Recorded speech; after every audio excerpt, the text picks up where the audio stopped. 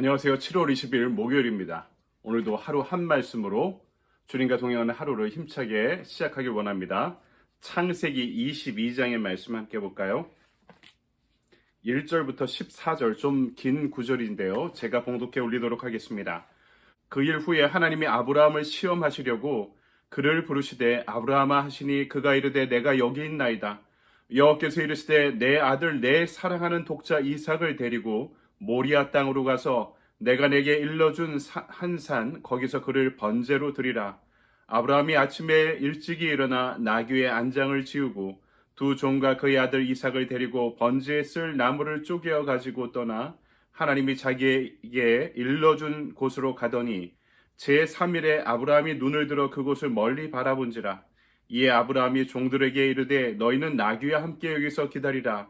내가 아이와 함께 저기 가서 예배하고 우리가 너희에게로 돌아오리라 하고 아브라함이 이에 번제의 나무를 가져다가 그의 아들 이삭에게 지우고 자기는 불과 칼을 손에 들고 두 사람이 동행하더니 이삭이 그 아버지 아브라함에게 말하여 이르되 내 아버지여 하니 그가 이르되 내 아들아 내가 여기 있노라. 이삭이 이르되 불과 나무는 있거니와 번제할 어린 양은 어디 있나이까.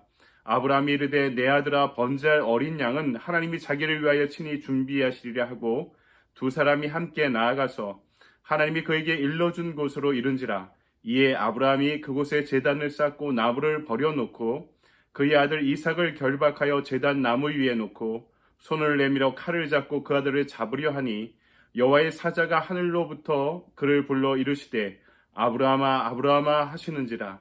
아브라함이 이르되 내가 여기 있나이다 하매 사자가 이르시되 그 아이에게 내 손을 대지 말라. 그에게 아무 일도 하지 말라. 내가 내 아들 내 독자까지도 내게 아끼지 아니하였으니 내가 이제야 내가 하나님을 경외하는 줄을 아노라. 아멘. 주님의 말씀입니다. 주님께 감사드립니다. 이 시간 우리에게 주신 말씀 가지고 아버지는 손을 놓지 않는다 라는 제목으로 말씀을 증거하겠습니다. 오늘 우리가 읽은 창세기 22장의 말씀은요, 아브라함이 아들 이삭을 모리아 산으로 데리고 와서 제물로 바치는 장면입니다. 창세기의 기사 가운데 가장 비극적이고 가슴 아픈 사건이 기록되어 있고요. 너무나 유명해서 우리가 다 잘 알고 있는 내용입니다. 여기서 아들을 제물로 바치는 것은요, 아브라함의 자발적 선택이 아니었습니다. 하나님께서 명령하신 것이었죠. 그러니까 이 말씀을 읽을 때마다 우리는 궁금증을 갖지 않을 수 없습니다. 왜 하나님께서 그냥 데려가시려면 왜 주셨을까? 왜 이렇게 이상한, 또 이렇게 잔인한, 가슴 아픈 명령을 내리셨을까? 왜 이 난해한 사건이 성경에 기록되어 있는가? 여러분, 우리한테도 마찬가지입니다. 우리 인생이 난해하죠. 신비롭죠. 우리 인생의 고난과 우리 인생의 좌절할 만한 상황과 어려움들은 도대체 어떤 의미를 갖고 있을까요? 오늘 우리 이 말씀은요, 그 처음과 끝을 우리가 다 잘 알고 있어서 이 사건이 하나님의 시험인 줄 우리는 다 알고 있습니다. 이 내용 가운데 하나님이 하나님의 사람을 세우시는 어떤 패턴이 있음을 우리는 발견하게 됩니다. 그 내용이 무엇인지를 좀 살펴볼까요? 오늘 말씀은 첫 번째로 고난한 상황 가운데도 하나님께서 손을 놓지 않는다는 내용을 우리에게 알려주고 있죠. 오늘 2절 말씀을 함께 볼까요? 여호와께서 이르시되 내 아들 내 사랑하는 독자 이삭을 데리고 모리아 땅으로 가서 내가 내게 일러준 한 산 거기서 그를 번제로 드리라. 여러분, 번제로 드리려면 어떻게 됩니까? 죽이고 각을 떠와야 됩니다. 사지를 해체하고 장기를 드러내야 됩니다. 그리고 그걸 태워서 하나님 앞에 제사로 드려야죠. 어떤 아버지가, 아니 생각해 보십시오. 어떤 바른 인격을 가진 사람이 그것을 자기 아들이 아니더라 하더라도 또 하나의 한 생명을 그렇게 바칠 수 있는 사람이 어디 있겠습니까? 한번 생각해 보십시오. 이 장면에 본인이 아브라함이라고 생각하고 또는 때로는 이삭이라고 생각하고 한번 생각해 보시기 바랍니다. 100세 얻은 자식, 인생의 목적이라고 생각해서 이 아들을 위해 살아왔죠. 이 아들을 낳기 위해 살아왔고 이 아들을 낳고 나선 이 아들을 기르기 위해 살아왔습니다. 모리아 산으로 가는 이 3일간의 기간, 출발할 때도 이른 아침 일어났다 아미 밤잠을 이루지 못했을 것입니다. 그 3일간의 여정은 이 아들 간의 마지막 추억을 쌓기 위한 이별 여행이었을지도 모릅니다. 아들에게 해주고 싶은, 그리고 가까이서 아들의 숨결을 느끼고 싶은 아버지의 마음, 그럼에도 불구하고 그 아들을 바쳐야 하는 그 가슴 아픈 미래가 얼마 남지 않았던 것입니다. 모리아산이 가까이 올 때마다 한 발 한 발 떼기가 얼마나 어려웠을까. 이 아들한테 무엇이라 해야만 하는가. 또 이 아들을 바치고 나서 남아있을 사라한테는 내가 무엇이라 이야기할 수 있을까. 그리고 이 사랑하는 아들에게 내가 그러한 행동을 결행할 수 있을까. 어느 때보다 이 3일이 가슴 아프고 긴 시간이었을 것입니다. 길고 불안한 시간이었을 것입니다.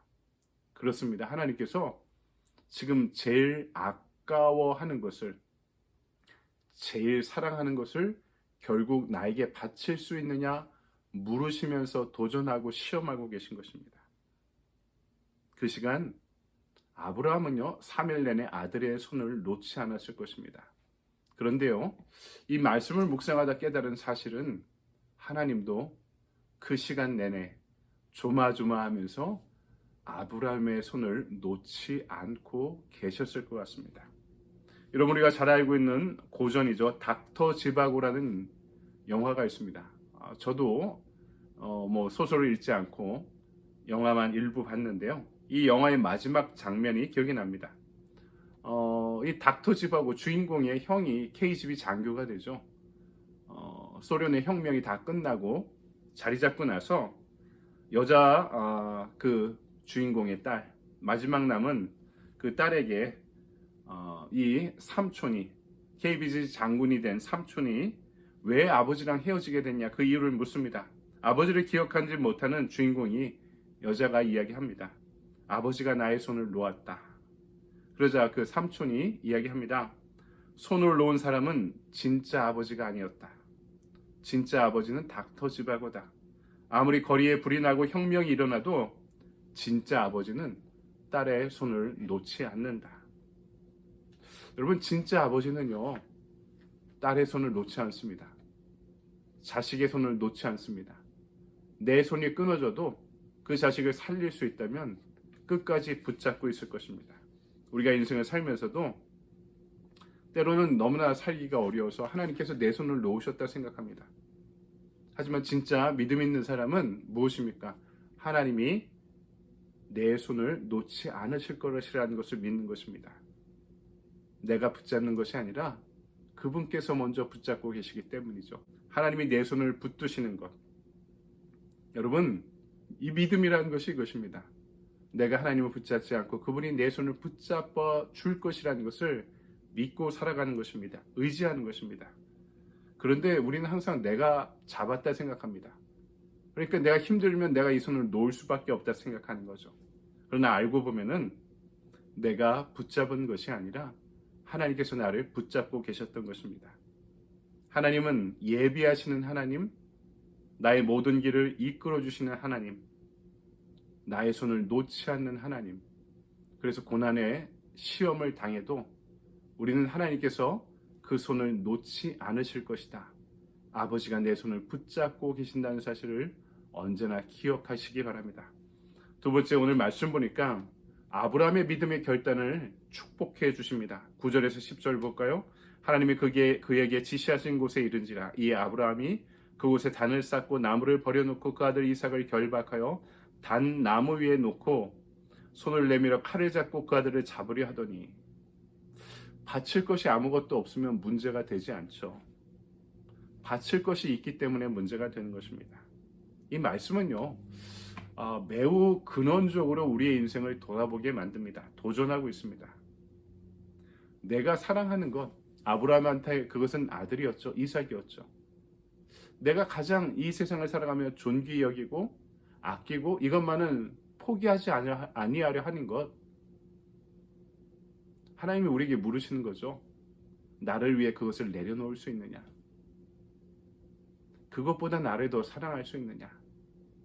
나를 위하여 그것을 드릴 수 있느냐? 그것으로 하나님을 예배할 수 있느냐? 내가 사랑하는 것이 하나님께서 우상이 되지 않기를 원하십니다. 그것이 물건이든 장소이건 사람이건 사건이건 기억이건 어떤 사랑이건 간에 여러분 신앙적인 결단은 그의 삶 가운데 하나님의 영광과 임재를 가능케 합니다. 우리 삶 가운데 영광이 없는 이유는요, 결단이 없기 때문입니다. 희생이 없기 때문입니다. 주변에서 간증이 많은 사람은 어떤 티핑 포인트, 결정하고 선택하고 넘어가는 시점들이 그들에게 있었던 것입니다. 결단이 있고 희생이 있었다는 것이죠. 신앙의 결단이라는 것은 주님을 위해 버리고 드릴 줄 아는 희생입니다. 희생이 있을 때 영광이 드러나고 한 단계 성장하는 도약이 있게 되는 것입니다. 신앙적인 승리를 한 사람들의 공통점은 신앙적인 결단이 지속적으로 그들에게 따라왔다는 뜻이겠죠. 여러분, 결단한 만큼 우리는 성장하게 되어 있습니다. 잘 기억하십시오. 결단한 만큼 우리 신앙은 성장합니다. 진짜 한심한 것은 결단 없이 고민만 하고 앉아있는 것입니다. 여러분, 우리의 인생에 결단할 것이 어디 한두 가지이겠습니까? 결단을 내릴 수 있을 때 정확하게 분별하고 선택하고 순종하고 결단하게 될 때 우리 신앙이 성숙하고 성장하고 비약적으로 자라게 되는 것이겠죠. 하나님이 명령하실 때 순종했던 아브라함의 믿음을 묵상합시다. 또 그 아들의 믿음도 묵상해 보십시오. 아브라함의 영광이 우리의 영광이 되기를 원합니다. 하나님의 시험을 겁내지 마십시오. 내 것을 뺏어가려고 하시는 것이 아니라 하나님의 영광과 임재로 우리에게 축복하기 위해 주어지는 과정이라는 것을 기억하십시오.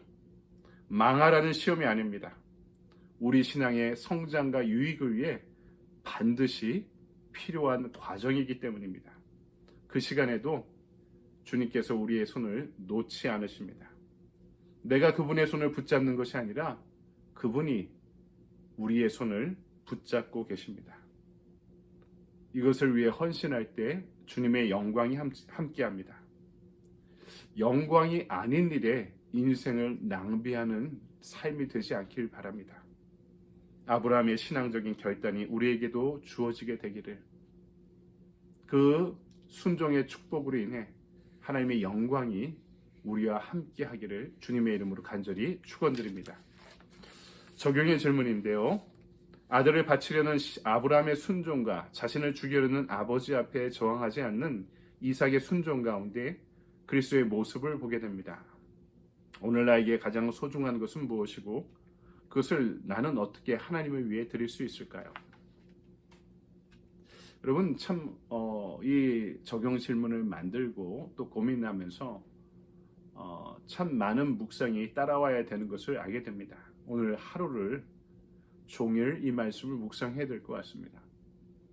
제가 생각해 보니까 가장 내가 사랑하는 내 인생의 이삭이 뭔가, 결국에는요, 부끄럽지만 나로부터 시작하더라고요.